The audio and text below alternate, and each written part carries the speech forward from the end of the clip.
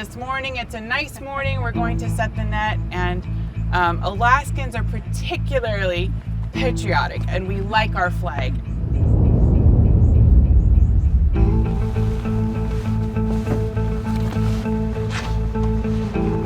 It's like battle dress. Ready?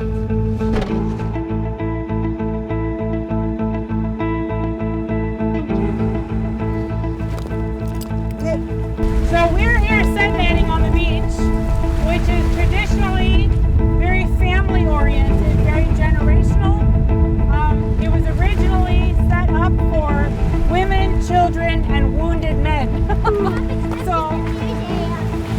all right, we need to go get the song, the Good Luck Fish song. Here we are.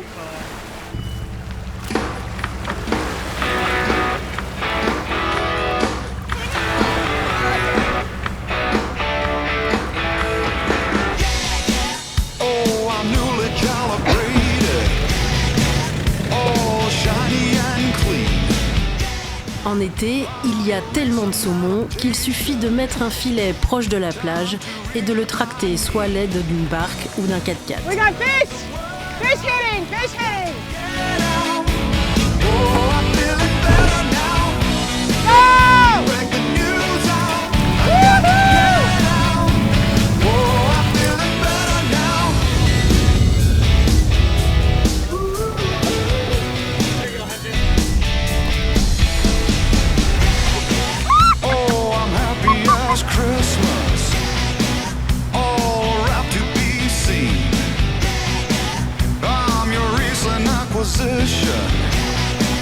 It is so exciting to see this beautiful big creature. He's probably 6.5 pounds.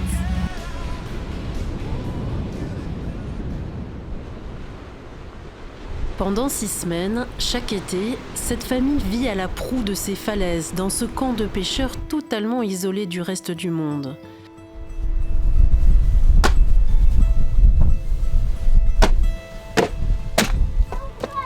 Oh well.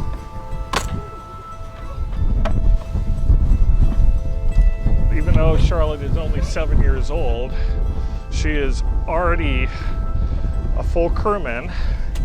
You know, Charlotte is the 5th generation from her mom's side of the family to be fishing this site. So hopefully that she'll be able to go teach it to the 6th generation and 7th generation as well. We kind of joke that if we go teach her that this is normal, she won't realize that's not normal. That's an adventure. And we kind of taught that to her, but it also might be genetic as well, because Shannon's family comes from a long line of hard workers.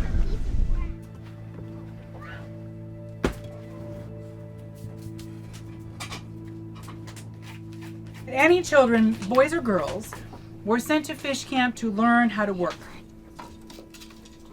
This is what's called a dry camp, and no, we don't have any running water, we don't have any sewers, we don't have any plumbing, we don't have electricity from town. It's like an expanded boat. It rocked in the wind, and so the cabin actually felt a lot like a boat. I mean, people have been living like this for hundreds of years. My ancestors, they were following the westward march of migration. If they can do it, we can certainly do it. Yeah. It's snowing on my head. Is it snowing? Yeah.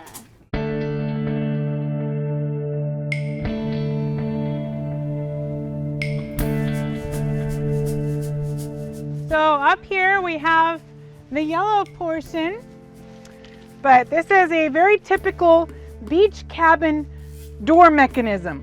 So we're going to pull it, and then you can open the door.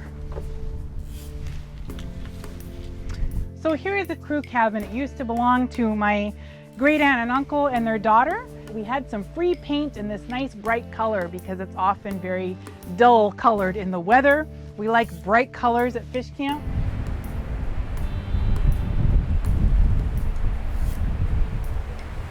So that's a back foot. That's a back foot. That's a front foot. You can see the heel, and there's where the toes are, and there's where the nails are. We call it the bear trail or the bear road. Cette famille de pêcheurs doit partager son territoire avec l'ours brun d'Alaska. Et ce n'est pas la seule menace à laquelle elle doit faire face. L'érosion, mais aussi de plus en plus d'icebergs l'hiver, rongent inexorablement la falaise. This is one of the last relics of the original camp. This is an old Jeep, and there used to be a road. Camp used to go another 75 feet that way towards the bay, and probably by next summer, it will all be gone. The problem is, we were assigned a certain amount of land that no longer exists.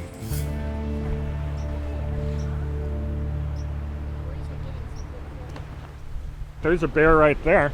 What the bears are doing is they're walking along the tide line, looking for any dead salmon that have washed up. And he's walking around, and now he's thinking about going up into their camp.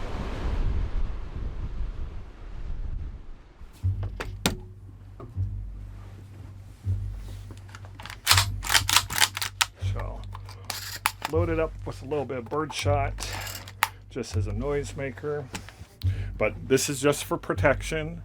We won't need it, but every Alaskan has a firearm, and we all have firearms because, there are dangerous animals out there. So, and every one of us has a handgun. That's a .357 Magnum. The bears have claws, the bears have teeth. This is our claws and teeth.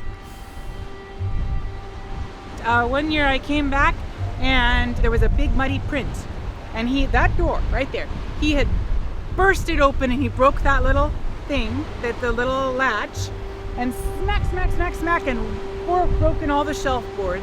And then the worst thing is he went and slept on my mattress. So there were all the bear prints in the mud and everything. Wouldn't that be amazing to see who's all so happy to have found a nice little den with a mattress? Goldilocks.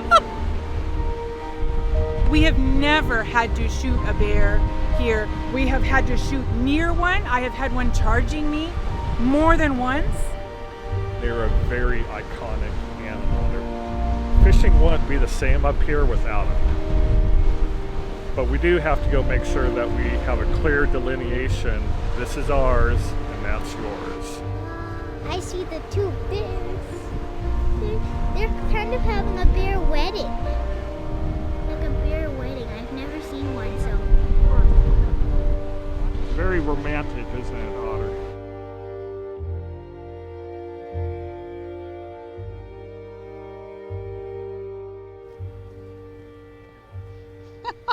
Don't fall.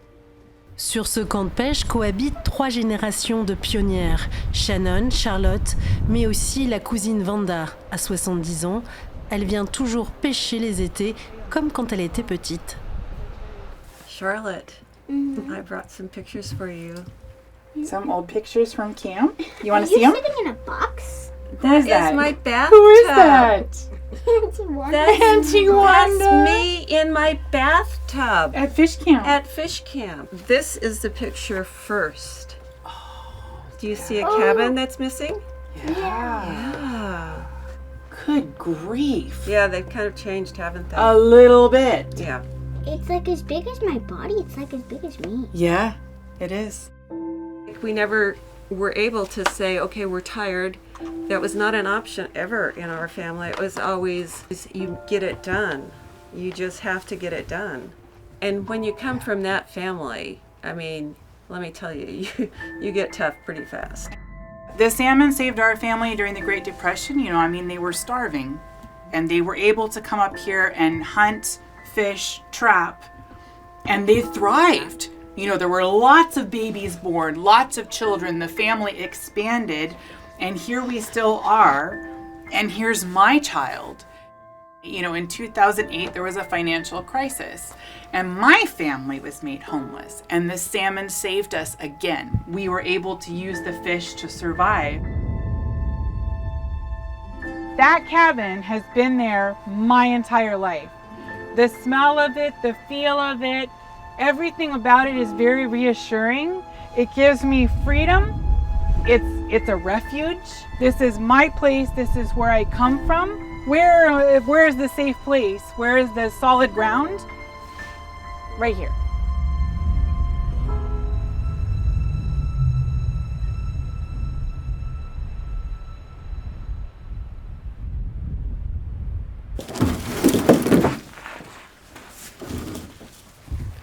Shannon a tous ses repères sur ce camp. Elle y a rencontré son mari, mais bien aussi failli le perdre. Un soir de tempête, son bateau s'est pris dans un filet à la dérive et une vague l'a retourné. Le couple s'est retrouvé sous la coque. I had blacked out. I was just dying. Once I knew I'd reached the edge of the boat, I knew I was safe. And then I go reach out, and Shannon was underneath. I grabbed Shannon, and I gave her a yank, and yanked us all out, and both of y'all came out. And all of a sudden it went from quiet and black and kind of going to sleep to hell.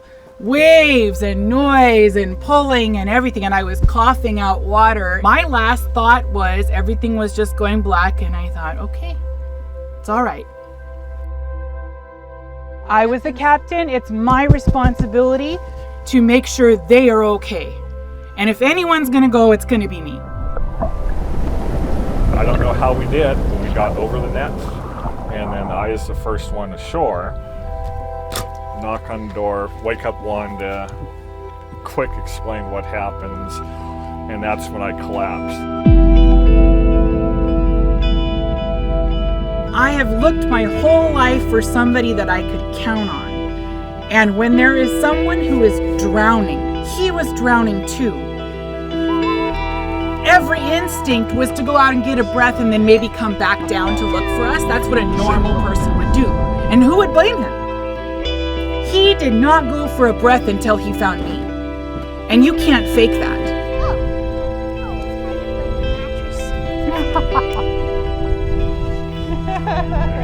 And after going through that, we all felt like we can face anything. This is tender cotton. And the legend is the more tender cotton, the more fish.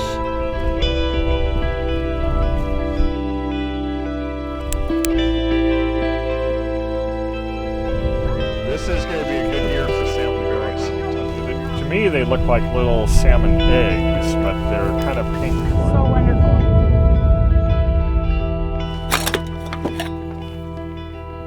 The back of the stove for a couple of days. Tastes better.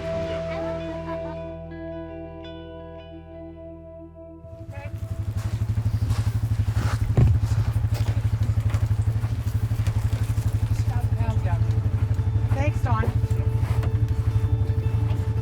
Okay, well, let's back it up and get it ready.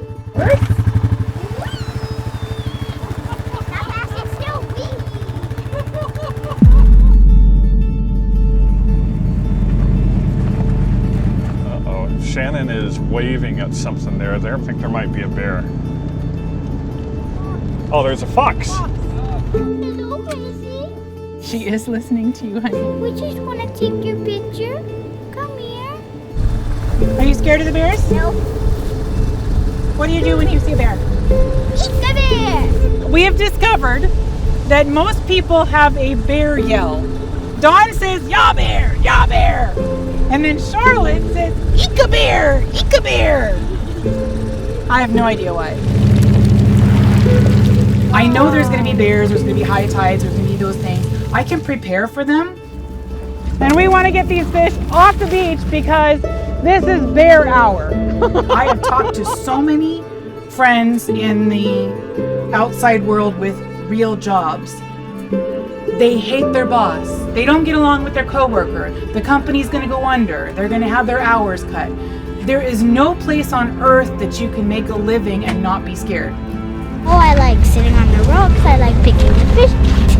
I like chasing the bears, seeing the foxes. Here.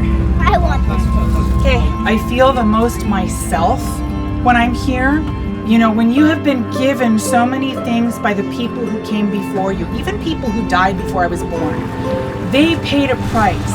They did things to make it better for the generations after them. I am a link in that chain, that it's my responsibility to make things better for my child,